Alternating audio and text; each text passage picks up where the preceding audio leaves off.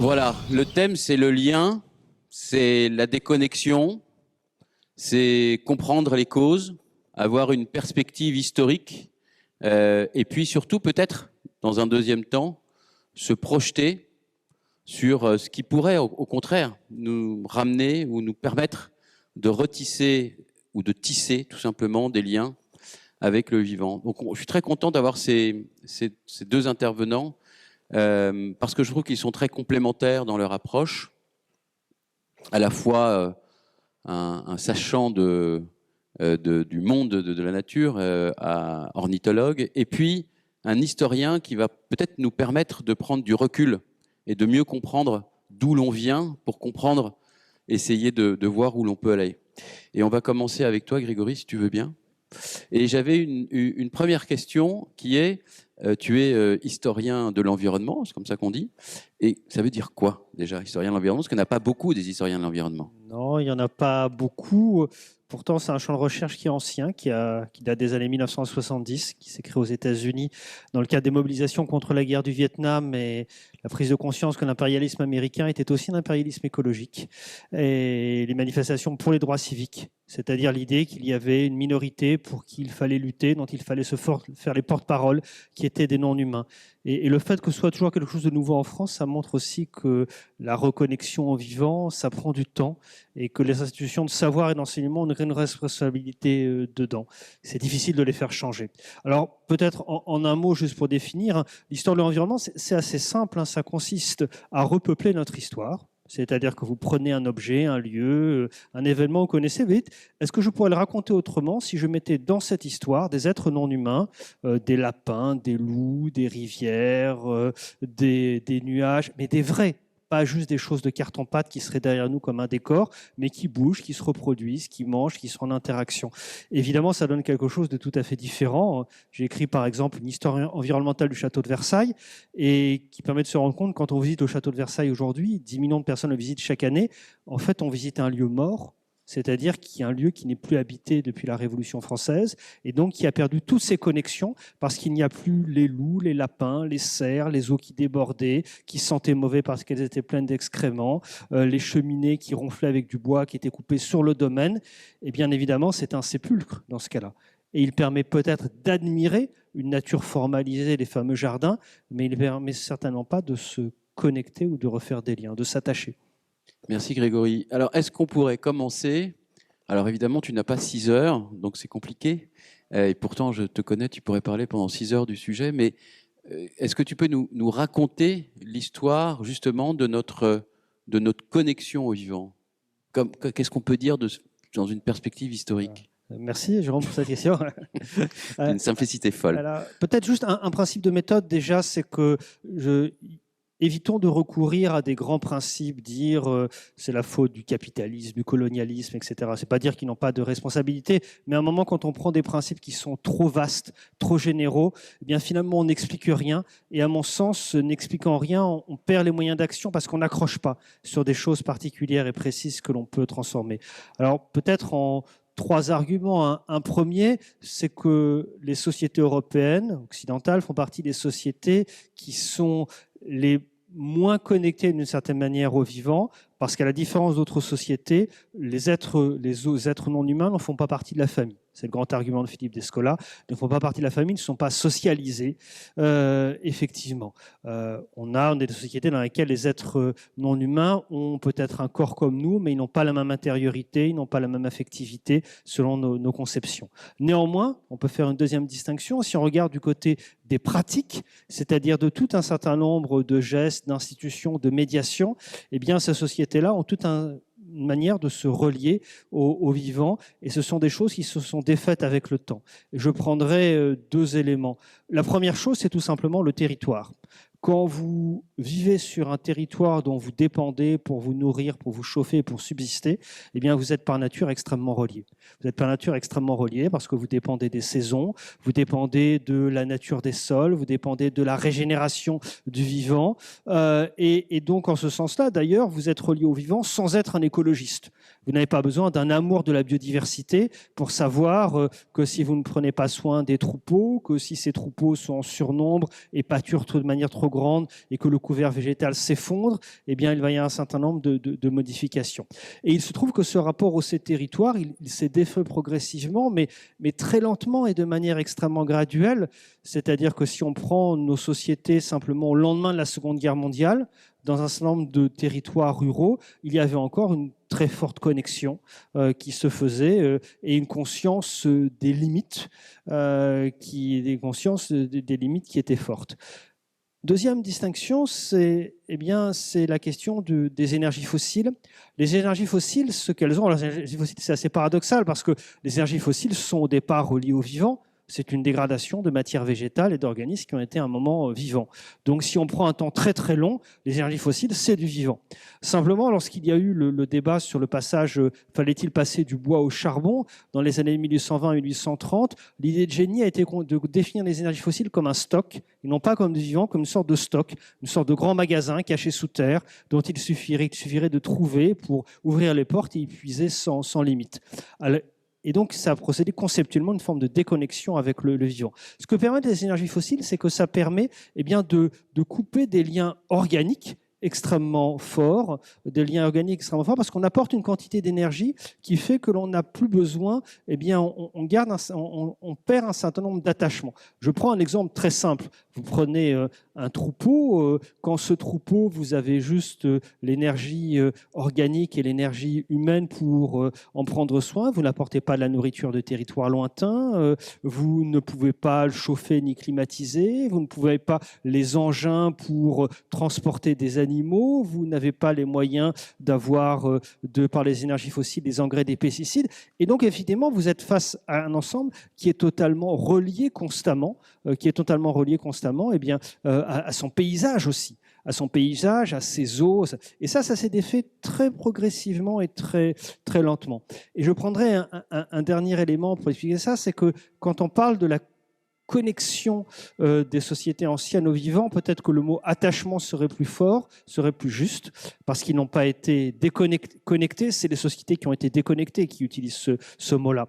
Mais les sociétés du passé étaient toujours attachées, elles ne pouvaient pas vivre sans relation avec cela. Et je prendrai, juste un exemple pour montrer les écarts. Quand on pense aujourd'hui dans une ville comme Paris ou dans les métropoles, le lien avec le vivant, on pense ça d'une manière qui est totalement anachronique par rapport à ce qu'était la ville organique d'Ancien Régime. La ville organique d'Ancien Régime, c'était quoi? C'était d'abord un des liens les plus forts avec le vivant, c'était les abattoirs. Il y avait dans Paris, à l'intérieur de Paris, des abattoirs avant les abattoirs de la Villette, Vaugirard, etc., les Halles. Et c'était un lien extrêmement fort parce que les consommateurs tenaient à ce que les bêtes soient apportées vivantes dans la ville pour être abattues devant elles et pour être sûr de la qualité, d'ailleurs, parce que comme ça, vous étiez sûr d'avoir de la viande fraîche. Et donc, la ville organique était une ville pleine de sang, de boyaux. Et un bon boucher au XVIIe siècle, c'est un boucher qui tue les animaux devant vous, devant chez qui il y a du sang qui coule dans la rigole, des tripes. Et là, c'est un boucher qui vous rassure. La deuxième chose qui était leur relation avec le vivant, c'est que la ville était envahie de boue qu'on ramassait dans des tombereaux à boue, des charrettes qu'on remplissait d'une boue. On mettait ça dans des voiries à boue qui existaient près de l'actuelle école militaire, près des Invalides. Et cette boue était composée pour un tiers des excréments humains et animaux qui remplissaient la ville, pour un autre tiers de tout ce qu'on n'avait pas réussi, de la cendre qui restait et qu'on ne pouvait pas faire disparaître, des résidus que l'on brûlait dans la cheminée, et enfin pour un autre tiers des gravats d'une ville. Et donc, ça n'a rien à voir avec nous, ce qu'on appelle la ville verte. La ville verte, c'est une abstraction complète, une ville dans laquelle il n'y a pas d'insectes, il n'y a pas de boue, il n'y a pas de nuisibles. C'est une sorte d'extension de l'architecture. Et moi, je suis toujours assez étonné. Prenez les plans d'architectes sur la ville verte, regardez, il n'y a pas un insecte, il n'y a personne qui dort sur les pelouses, il n'y a pas une racine qui déborde, il n'y a pas une eau qui va là où elle ne devrait pas aller. C'est une extension de l'architecture et donc ça n'a rien à voir avec cette forme d'attachement. Donc c'est une ville qui n'est pas vivante parce qu'elle n'a pas d'attachement au vivant.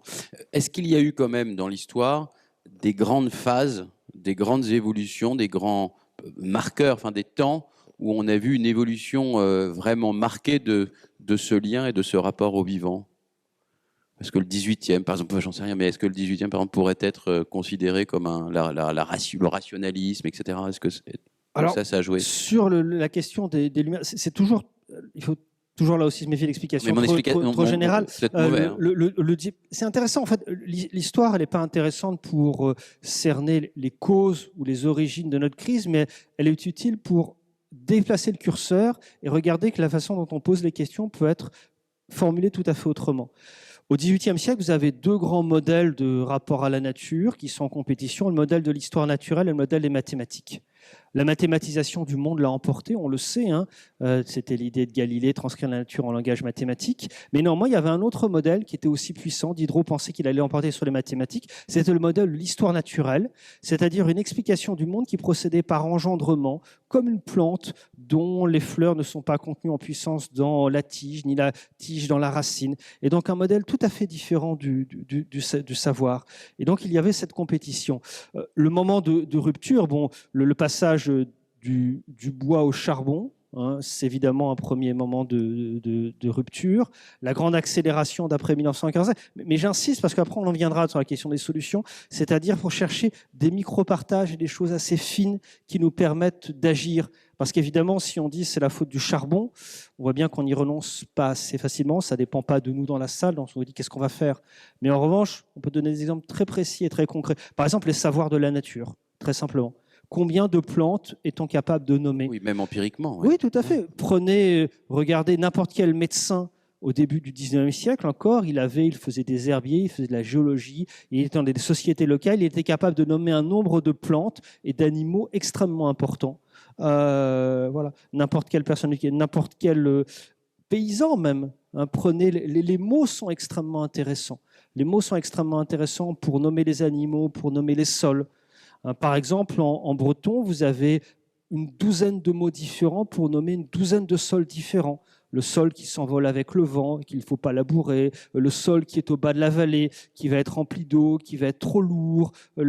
Et ce sont des indices de savoir et d'attachement que l'on a perdu, mais finalement très graduellement, et qui ne sont pas si loin que cela de nous. Ils ne sont pas si loin il suffit de penser à des générations un peu plus anciennes. Encore une fois, on a perdu très très récemment une très grande quantité de savoir et d'attachement.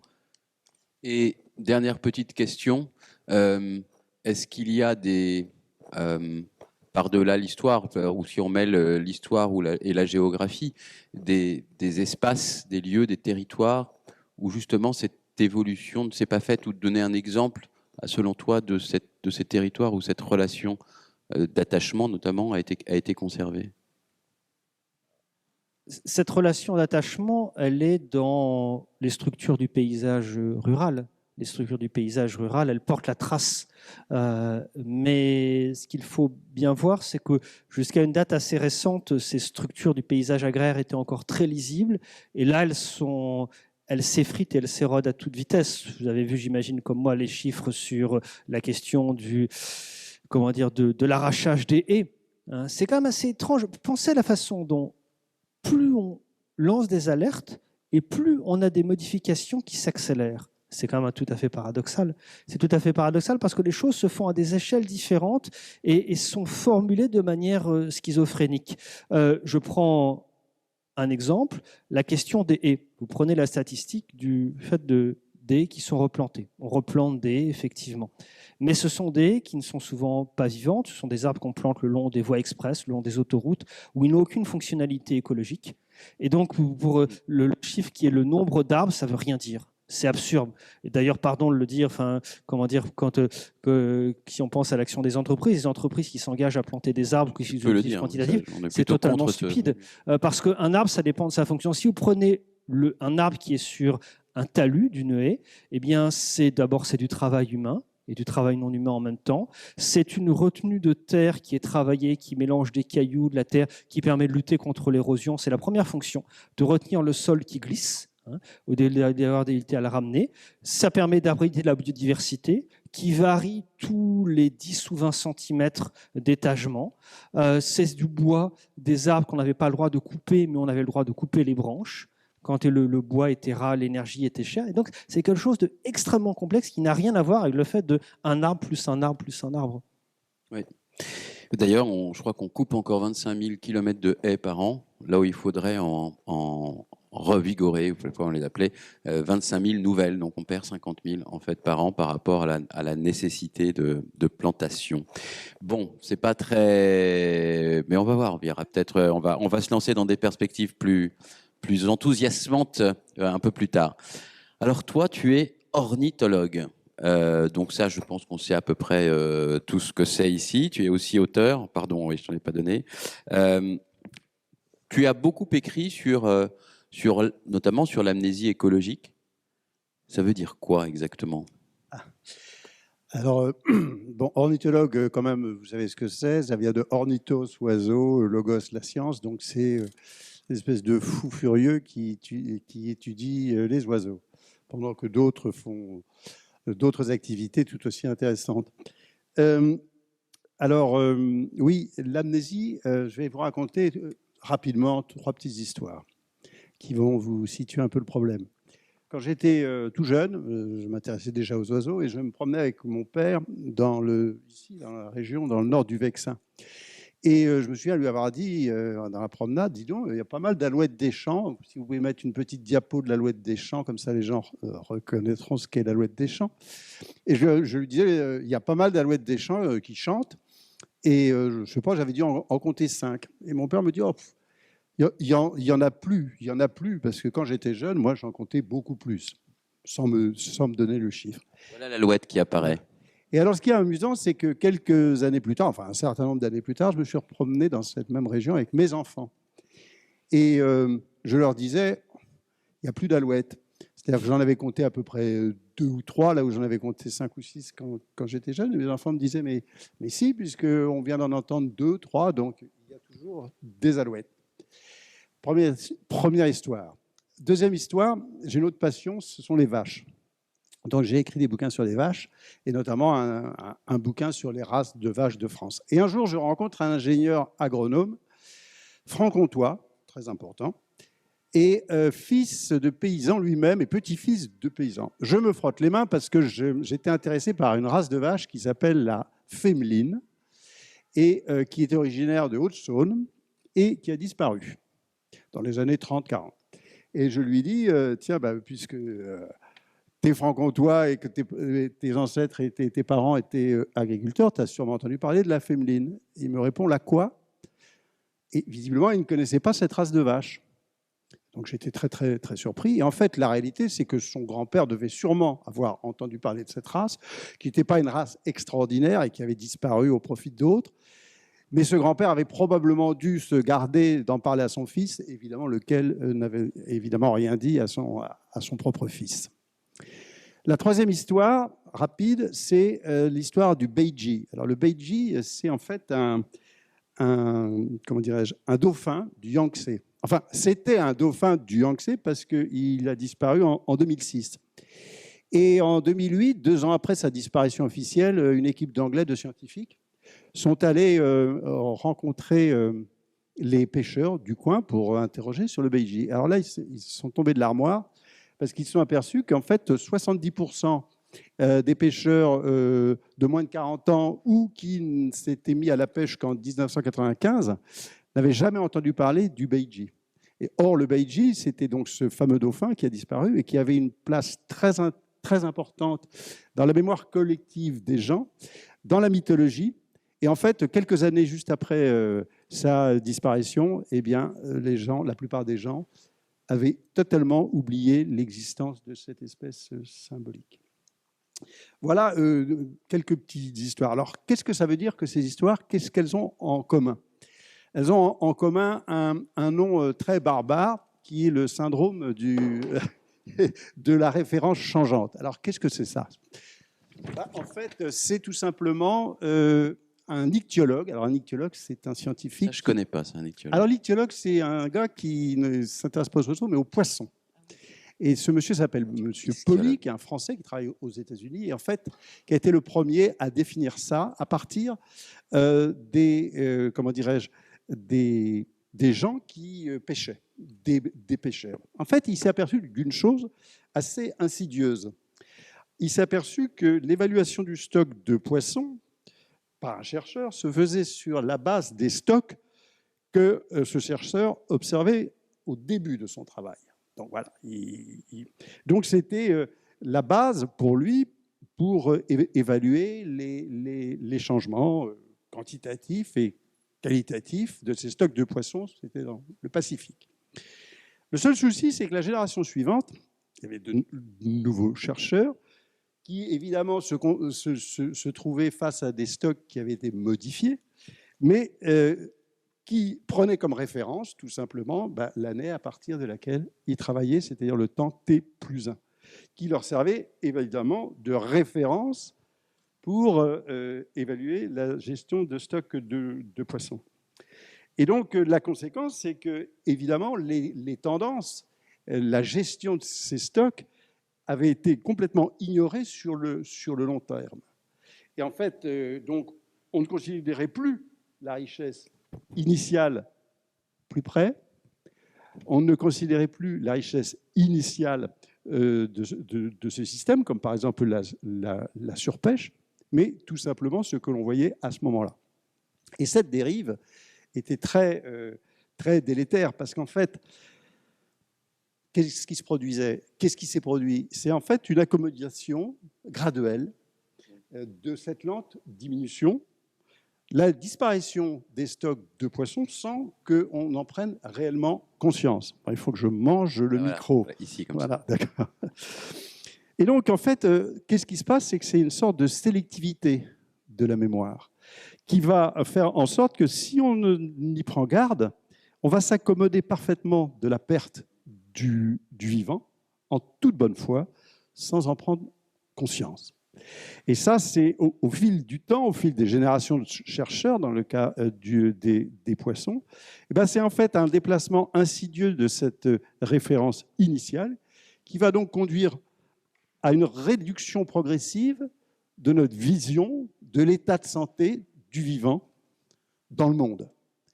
Et en fait, ce genre de démarche, c'est ce qu'on appelle l'amnésie. C'est l'amnésie écologique qui est de deux types. Soit c'est une amnésie générationnelle, comme pour le cas de la vache, c'est-à-dire qu'on perd cette connaissance qu'on ne transmet pas aux autres. Soit c'est une amnésie individuelle. Par exemple, les gens peuvent imaginer qu'ils sont dans des lieux où ils ont passé leur jeunesse, et ils les considèrent toujours comme des espèces d'Éden, vierges, de toute action humaine, alors qu'en fait, les milieux se sont dégradés fortement sans qu'ils en prennent conscience. Je prends toujours cet exemple. Si on faisait renaître un vieux paysan savoyard qui a vécu au 19e, il y aurait des glaciers déjà. Il y aurait des glaciers déjà, mais en fait, il ne reconnaîtrait absolument pas le milieu dans lequel lui, il a vécu. Alors qu'on se trouve là dans un parc naturel régional ou dans une réserve et qu'on est censé être finalement dans une zone complètement première. Donc en fait, le vrai problème aujourd'hui, c'est que on n'est plus en phase avec ce qu'on a connu parce qu'en fait, on a fait inconsciemment dans notre cerveau des mises à jour permanentes de ce changement, de sorte que le passé est finalement totalement tout oublié.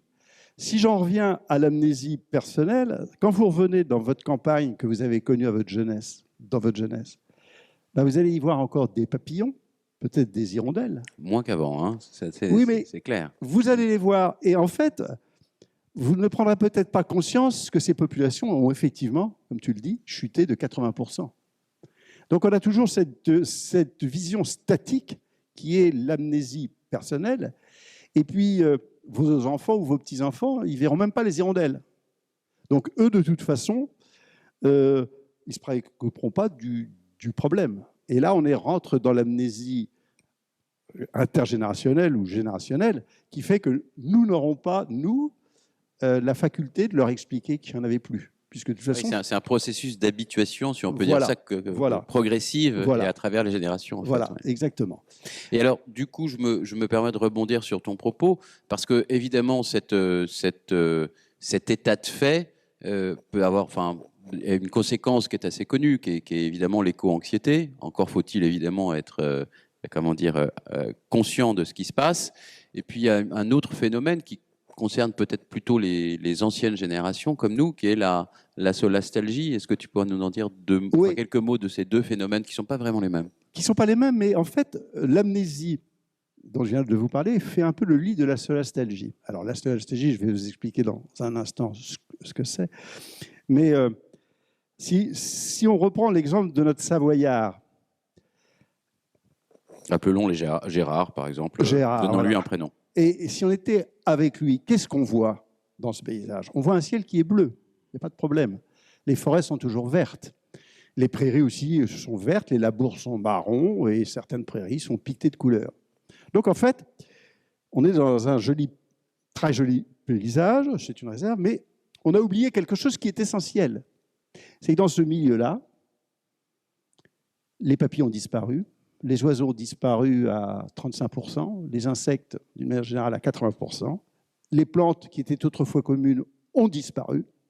Et donc, en fait, on se retrouve dans un décor qui est là, qui n'a pas bougé, mais dont les acteurs ont disparu. Moi, j'appelle ça l'écologie du vide. Et en fait, cette écologie du vide, vous la retrouvez tout simplement lorsque vous êtes dans les couloirs du métro parisien. Et qu'est-ce qu'on vous montre? On vous montre, je suis breton, donc je veux dire, la Bretagne, ça vous gagne, avec des super paysages. On dit, qu'est-ce que c'est beau, ça n'a pas changé. Bon. C'est vrai que les paysages sont très, très, très, très flatteurs. Mais ce qu'on oublie de vous dire, c'est que dans ces paysages, la biodiversité s'amenuise en permanence. Et le problème, c'est que notre regard va ne retenir que le décor et on va finir par se ficher complètement des acteurs du vivant qui, eux, ont disparu. C'est difficile de se relier à quelque chose qu'on ne connaît pas ou qu'on n'a pas connu, non? Alors, c'est difficile, effectivement, c'est très insidieux. Et le problème, c'est que, par exemple, la science ne nous aide pas non plus. Dans les études, très rapidement, dans les études scientifiques qui sont faites, la plupart des chercheurs se polarisent sur les vertébrés, et notamment, et j'en suis très content, les oiseaux. Mais c'est oublier que 80% du vivant animal, ce sont les insectes, que 50% du vivant, ce sont les plantes, qui sont peu étudiées. Et donc, on ne connaît pas des espèces qui disparaissent, notamment, je pense, aux espèces de plantes qui disparaissent, et dont certaines pourraient être rentrées dans la pharmacopée de façon très importante pour soigner notamment des pandémies, comme on a pu en voir.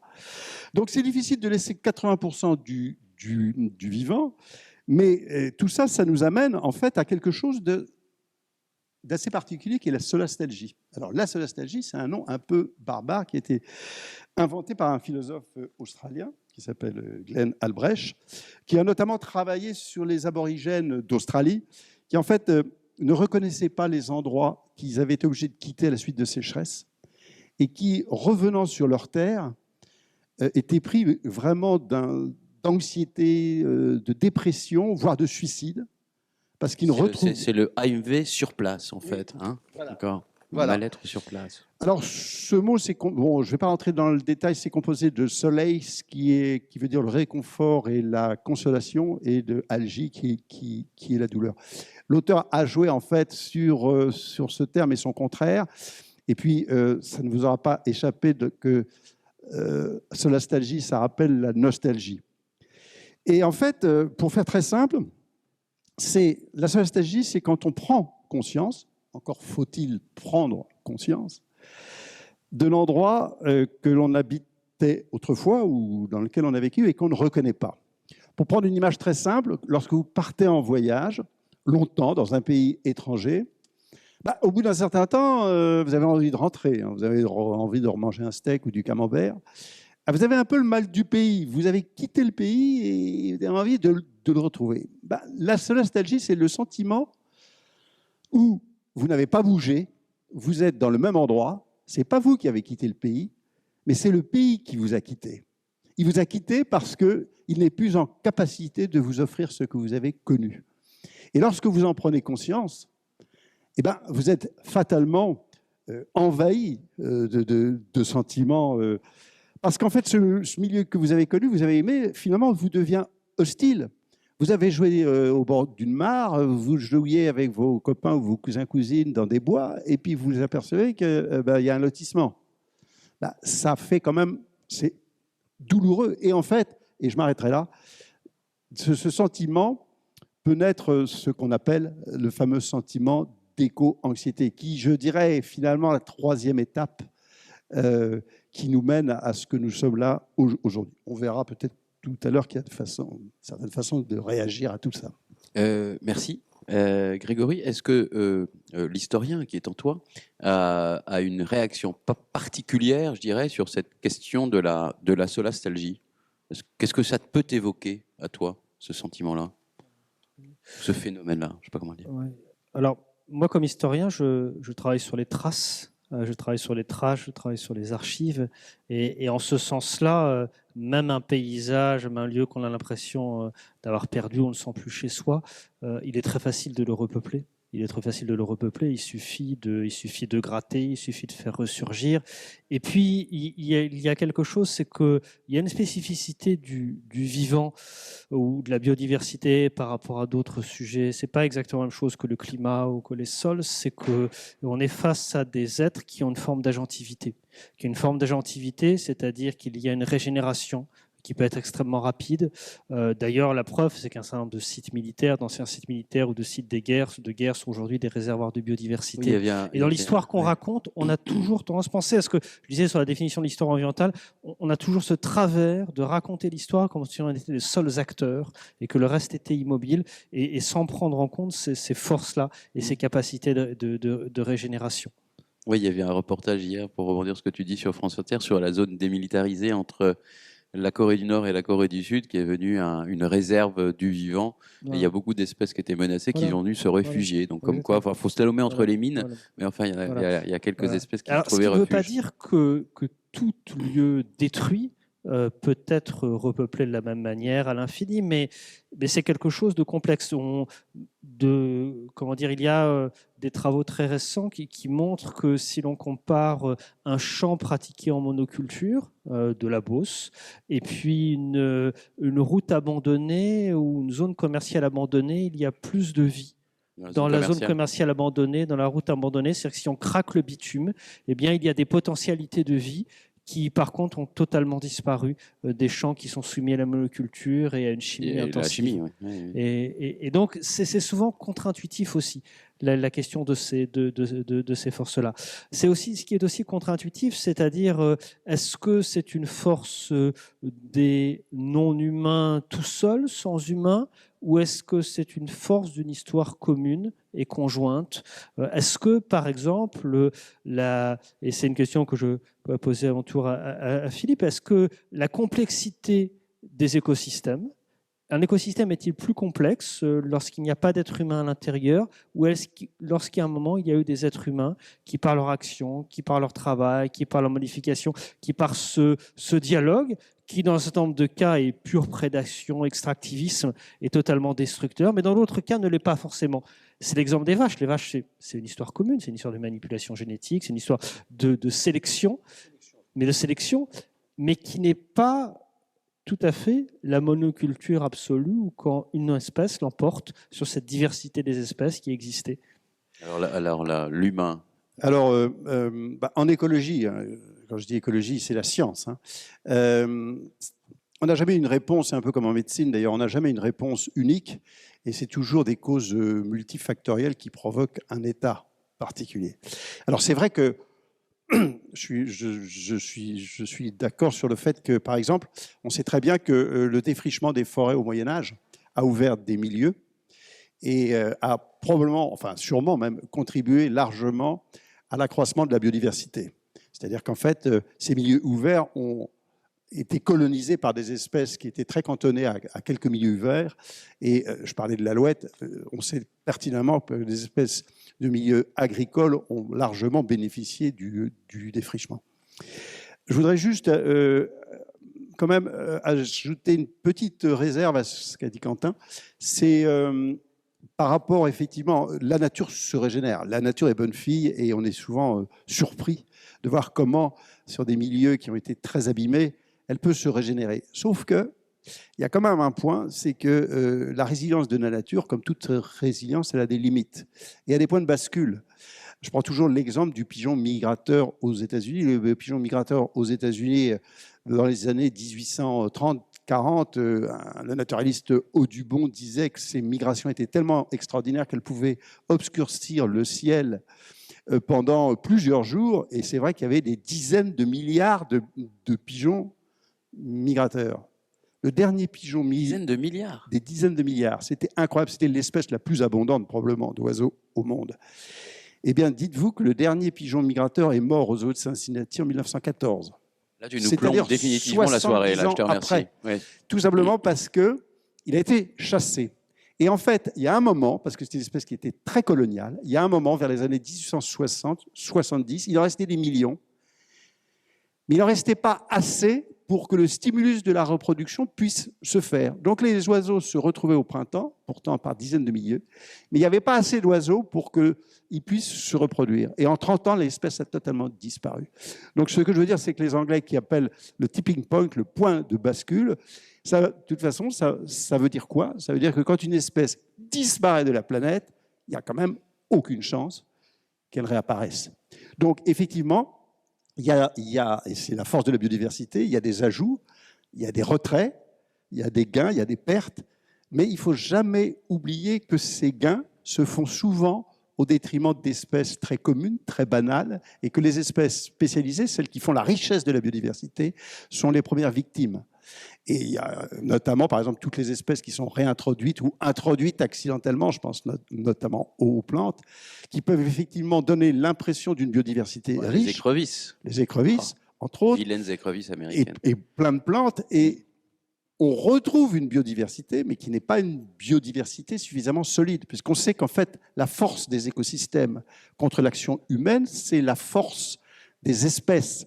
Plus il y a d'espèces différentes, que ce soit de plantes, de mammifères, d'insectes, plus elles sont capables, entre elles, de répondre aux agressions humaines. Et donc, de facto, une biodiversité pauvre est beaucoup plus fragile. Alors, bon, on a eu un tableau, et je te remercie pour ça, qui n'est pas extrêmement positif sur, évidemment, mais comment l'être sur cette question de la biodiversité. Je voudrais quand même que tous les deux, vous essayiez de nous éclairer sur des pistes qui permettraient justement de retisser ce lien, de se connecter, de se reconnecter à ce vivant. Et voilà, on va dire qu'il est mal en point, mais surtout c'est notre relation peut-être au vivant qui est mal en point. On commence par toi ? Oui. C'est bon, on a 3 micros, nous sommes très riches désormais. Voilà. On a beaucoup parlé ce soir de savoir. Transformer les savoirs, c'est quelque chose qu'on peut faire comme être humain. Transformer la façon dont on enseigne, dont on transmet. Ça demande, en revanche, il ne s'agit pas simplement de faire un diagnostic, de poser un problème écologique sur la 6e extinction ou sur l'état donné ou en 2030, même s'il faut faire, mais il s'agit d'aller plus loin en repeuplant le monde par un exercice qui est un exercice anthropologique extrêmement fort, qui consiste à réapprendre à décrire. Réapprendre à décrire, j'ai enseigné pendant 10 ans dans des masters à Sciences Po consacrés aux questions environnementales. Jamais mes étudiants ne sortaient de la salle de cours. Jamais ils ne sortaient de la salle de cours, jamais ils ne sortaient de Sciences Po. Je les emmenais, moi j'ai trouvé des prétextes, des budgets pour les emmener faire des visites de terrain, mais c'était absolument pas prévu. Et dans la chaire de recherche que je dirige au Collège des Bernardins, la chaire Laudato Si, consacrée aux questions écologiques, on a justement généralisé ce format qui est celui de la visite de terrain, qui existait jusqu'à, c'était obligatoire dans les formations en géographie par exemple.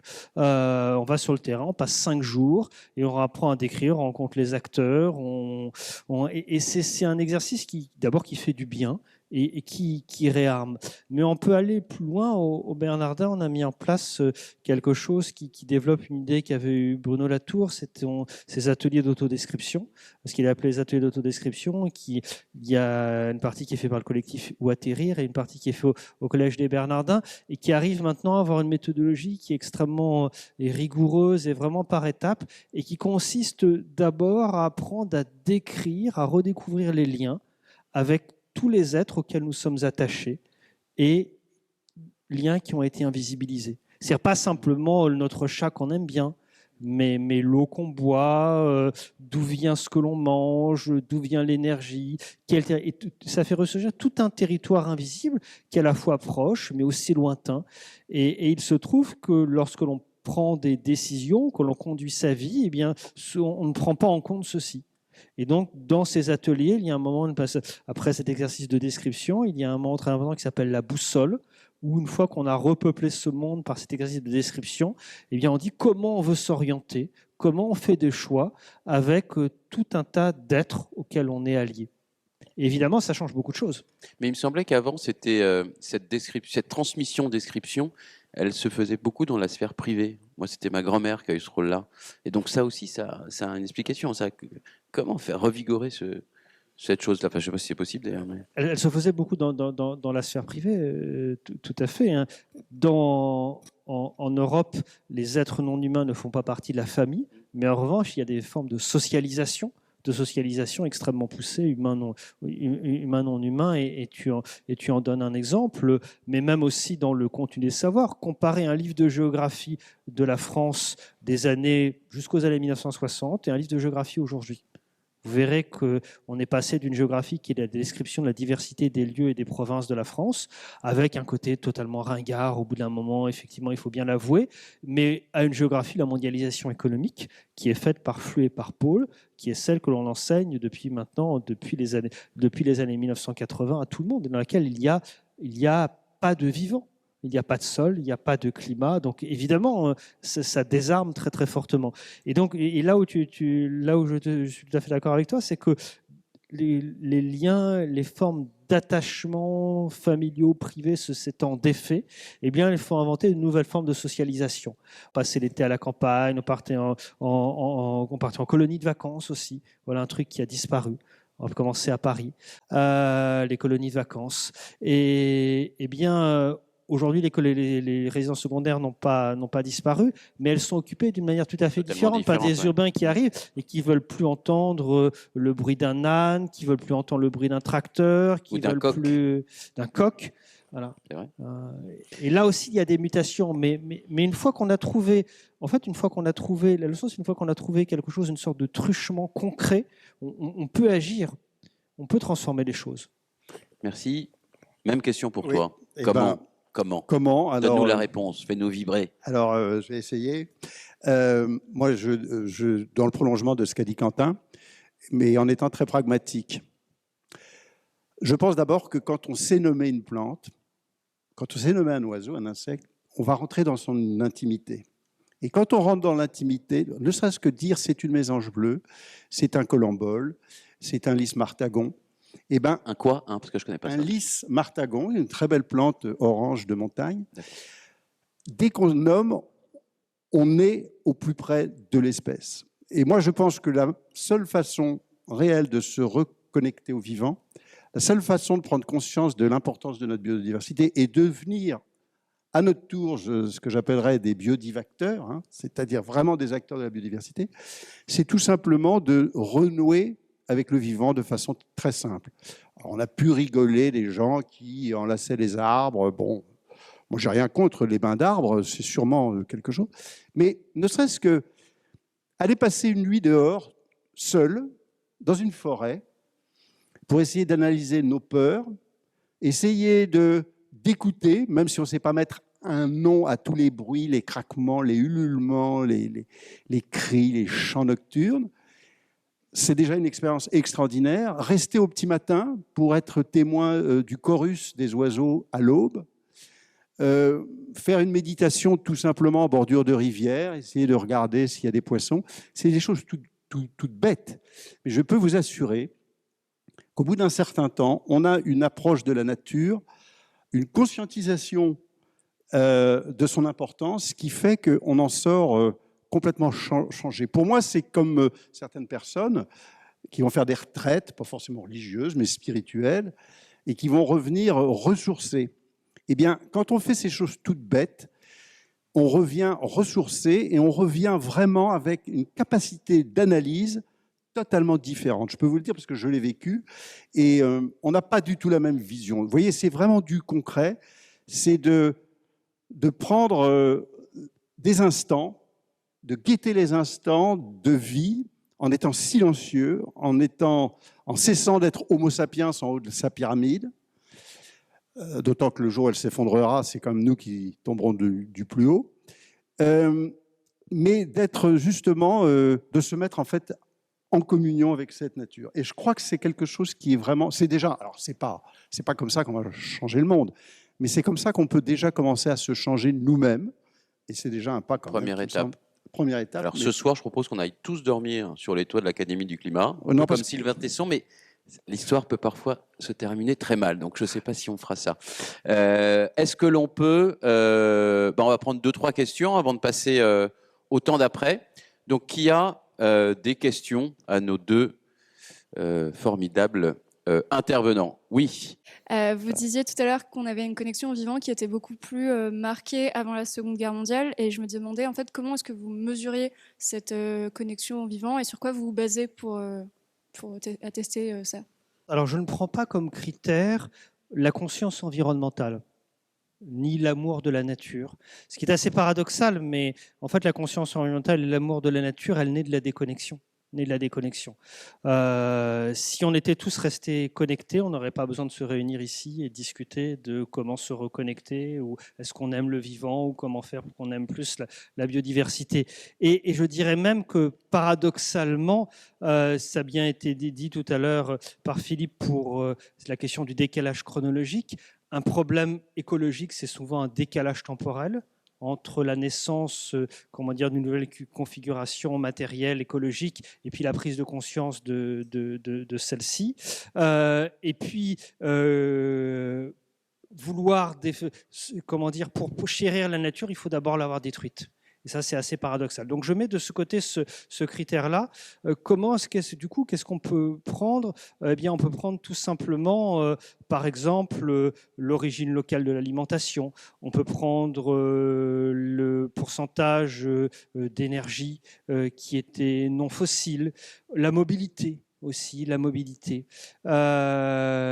la société, d'ailleurs, le monde de la France en 1940, à la veille de la Seconde Guerre mondiale, était un pays très rural, très en retard par rapport à d'autres pays européens et par rapport aux États-Unis en particulier. Et donc il y avait toute cette partie de paysage. Je crois vraiment, les structures du paysage, c'est quelque chose qui peut être un très bon critère. Mais vous posez une bonne question.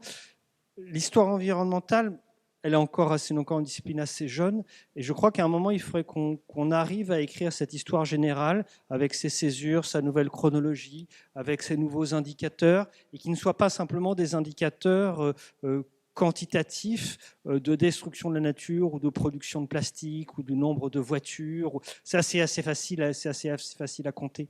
Mais il y a vraiment tout un champ à construire encore. Merci. Une autre question?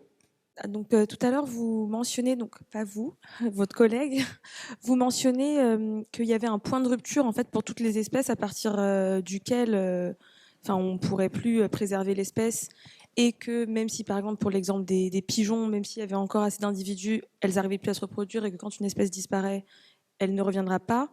Mais du coup, moi, ma question, c'est est-ce que la biodiversité, c'est important en termes d'espèces ou en termes plus général, plus macro, dans le sens où si une espèce disparaît, est-ce qu'elle ne va pas être remplacée par une autre espèce qui aura à peu près le même rôle? Et du coup, à quel point c'est important de préserver une espèce plutôt que de voir le problème dans sa globalité, en fait. Que la diversité des espèces, en fait. En fait, la biodiversité, ce n'est pas que les espèces. C'est les espèces, c'est leur milieu naturel, donc c'est l'ensemble des écosystèmes, et c'est le patrimoine génétique de chaque espèce. C'est-à-dire qu'on va du macro au micro. Et donc, effectivement, c'est un tout. Alors, c'est vrai que, en fait, le problème de la disparition d'une espèce, c'est pas très grave. Regardez au XVIIe siècle la disparition du dodo, ce fameux pigeon de l'île Maurice, et il y en avait un autre à La Réunion. Ça n'a pas vraiment bouleversé les équilibres. Le seul problème, c'est qu'aujourd'hui, les disparitions se font pas à l'unité, mais par centaines, par milliers, par dizaines de milliers. Donc, ça veut dire que c'est à chaque fois des coups de boutoir très importants. Et comme je le disais tout à l'heure, des espèces qui disparaissent, D'abord, c'est effectivement, c'est beaucoup plus macro aujourd'hui. C'est même pas les espèces qui disparaissent, c'est les écosystèmes. Il faut savoir que, par exemple, que lorsque une espèce d'arbre tropical disparaît, c'est 400 espèces qui disparaissent avec lui. Tous les bactéries, les microbes, les champignons qui sont totalement inféodés à cette espèce. Et donc, d'un seul coup, une espèce qui disparaît égale 400. Donc, c'est quand même des coups de boutoir qui sont extrêmement forts. Alors, le remplacement, il y aura toujours, effectivement. La nature a horreur du vide et il y a toujours des espèces qui vont remplacer.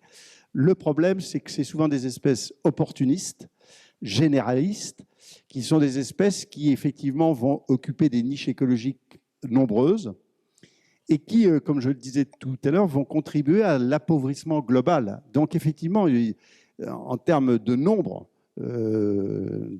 d'individus, ce n'est pas parce que des espèces spécialistes disparaissent qu'il y aura moins d'individus. Le seul problème aujourd'hui, c'est qu'on est en fait face à une destruction qui est massive. Et les destructions massives, c'est jamais très bon. Et puis, ce que je disais tout à l'heure, le problème de la résilience, c'est qu'une fois que ce point de bascule est atteint, ça devient très, très compliqué.